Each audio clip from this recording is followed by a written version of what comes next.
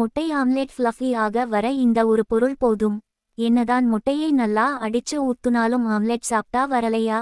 அப்போ இந்த ஒரு சின்ன பொருளை மட்டும் சேர்த்து பாருங்க, ஆம்லெட் நல்லா சாப்பிட்டா வரும்.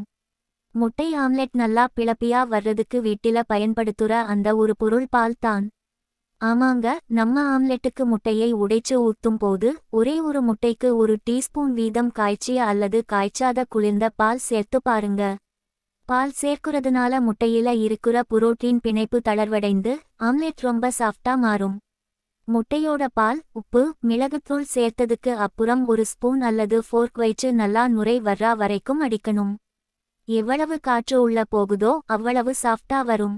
தோசை கல்லுல வெண்ணெய் அல்லது எண்ணெய் தடவி கல் மிதமான சூட்டுல இருக்கும் போது முட்டையை ஊத்தணும். அதிக தீயில வச்சா ஆம்லெட் உடனே ரப்பர் மாதிரி ஆகிடும். இப்போ நறுக்குன வெங்காயம், பச்சை மிளகாய், கொத்தமல்லி தூவி 2 பக்கமும் திருப்பி எடுத்தா பஞ்சு போன்ற சுவையான ஃப்ளஃபி ஆம்லெட் ரெடி.